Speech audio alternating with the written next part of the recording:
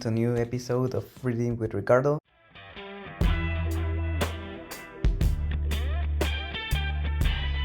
My name is Ricardo Avila, and I'm doing this because I want to improve my English.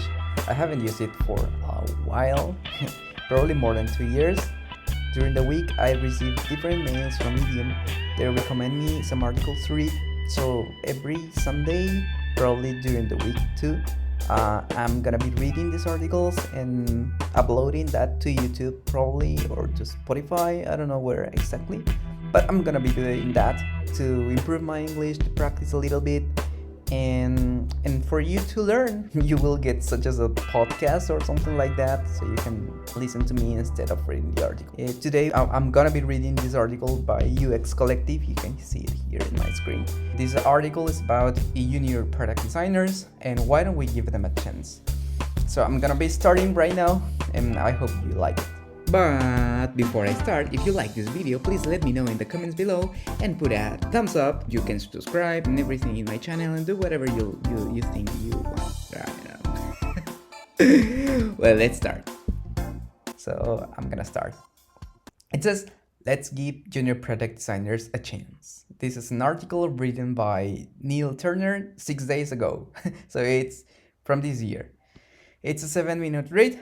It says, in 1992, the Premier League, the top division of the English Football League system, and now the most watched sport league in the world, was formed.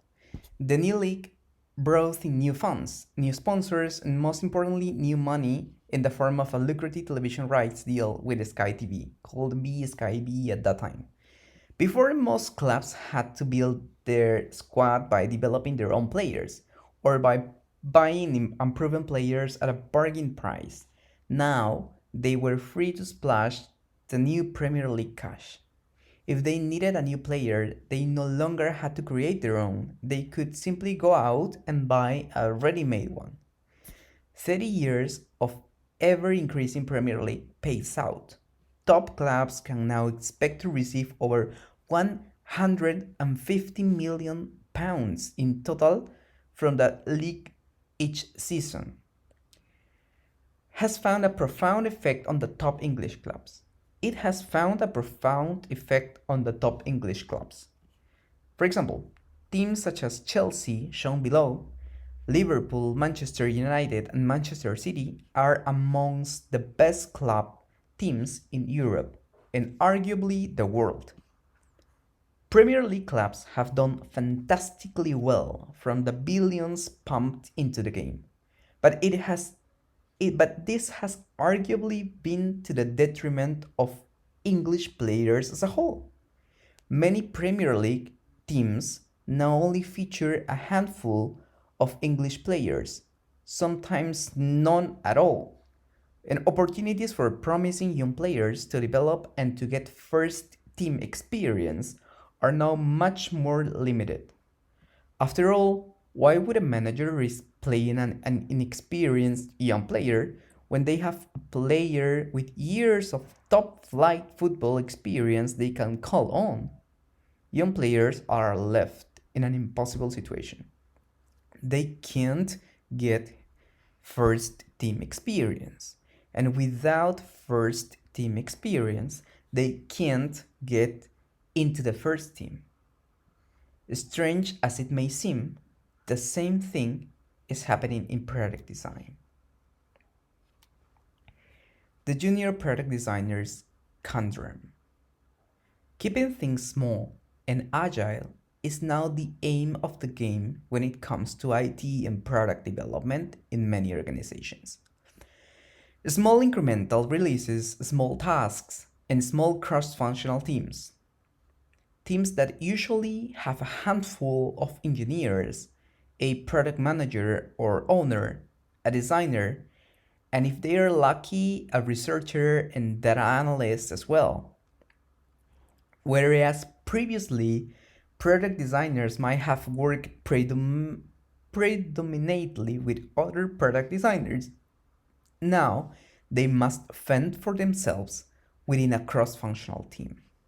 It's therefore no surprise that just as a Premier League manager will typically opt for the experienced pro over the inexperienced young player, most organizations will opt to put an experienced product designer in a cross functional team over a junior. Just like football players, junior product designers can struggle to get picked to play in cross functional teams. And even if they do get picked, it can be a real baptism of fire because of their lack of experience. Yeah. Just as the lack of opportunities for young football players in the Premier League has been detrimental to the wider English name, the lack of opportunities for junior product designer is detrimental to the wider product design industry. Juniors and apprentices are the lifeblood of any industry. The world sure as hell needs more skilled product designers. But that's not gonna happen unless junior product designers are given a chance. So, how can we do that? Here is what I'd love to see happen. First, an end to crude designer to developer ratios. Many organizations use a crude designer to developer ratio to help them get an idea of how many product designers they will need. For example, one designer to every 4 engineers, or one designer per development team of 5 engineers. So, on the face of it, it seems pretty sensible. It's a bit like a football manager team sheet, slotting the players to create a team. The problem is that crude designer to developer ratio systems for resourcing are not only a gross oversimplification, as the ratio will vary depending on the type of work being undertaken by a cross functional team, they disincentivize the use of junior product designers. Much like a Premier League manager, if a design hiring manager is told that they can bring in 2 designers, they will invariably choose to bring in 2 experienced designers who can hit the ground running, rather than juniors who will need lots of support and development. Resourcing designers by budget rather than headcount is a better approach because it encourages a balance of experience. For example, rather than bringing 2 designers, it might become possible to bring 2 junior designers plus and more experienced designer because juniors cost an organization a lot less. 2. Juniors paired with an experienced designer. I have written before about the downsides of having product designers working on their own within cross-functional teams. See, for example, mastering agile UX, cross-team collaboration. There's an article, you can see it there later. And these downsides are even greater for junior product designers working on their own because they are not receiving the day-to-day support required to do their best job or their best work and to really grow as a designer. Just as a raw young defender in a football team might be paired with a grizzled veteran to help coach them through a game, a junior product designer should ideally be paired with a more experienced designer within a cross-functional team. This ensures that juniors get all that important day-to-day support and provides the experienced designer with another pair of hands to execute design and research work. This is a model that Oda, Norway's leading online grocery store, Oda is a company.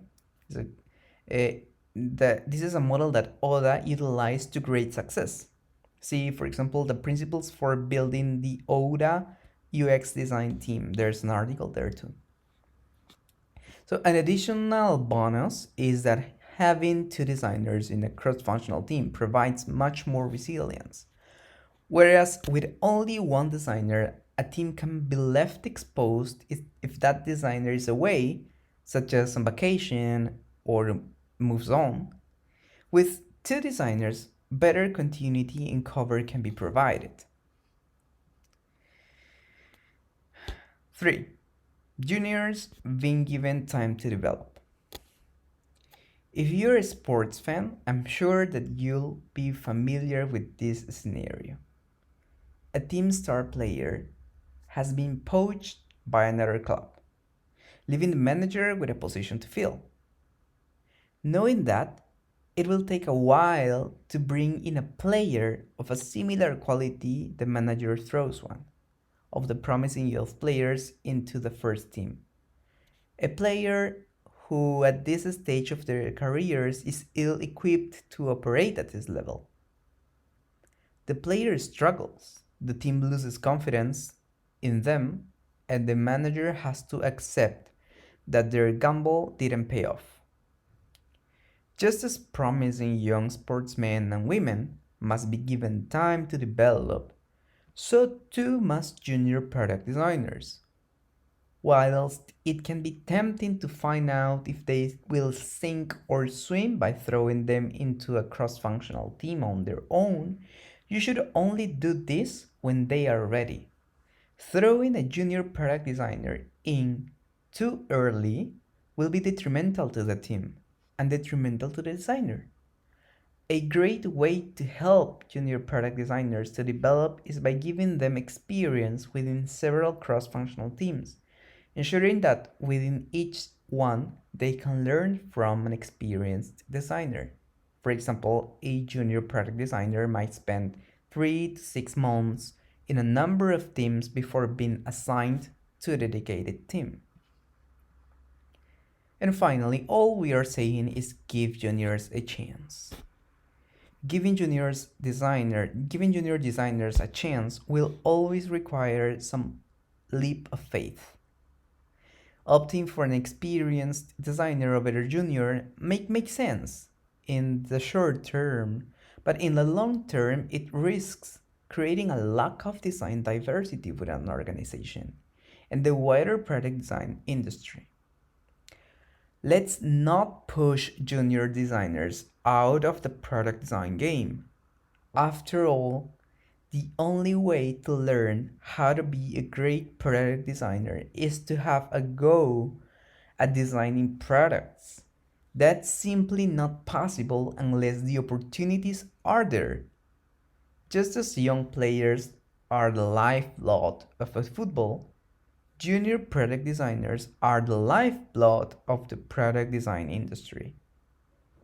I'd echo Wayne Rooney, record England international goal scorer and now a football manager, when he said, "Football is about the young players.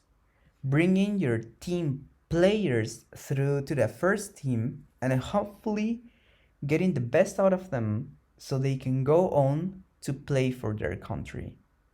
Wayne Rooney, football manager. Alright, so that was the end of this reading, and this article has the name of "Let's Give Product Designers or Junior Product Designers a Chance." What do you think? Do you agree with the author? And do you think there are more pros and cons than the one that were explained here? Please let me know. Write your comments here below in the comment section. If you like this video, please give me a like here or a thumbs up. As I told you at the beginning, I'm gonna be doing this more frequently. I'm gonna be reading more articles and that I hope you like. And the idea behind all of this is to have a place for me to put my English into practice. And a second objective is to let people know what articles I read and what are my thoughts around all of them. So I hope you like it again. You can follow me at Instagram. Here's my Instagram. I'm Ravi Lagram. And see you next time.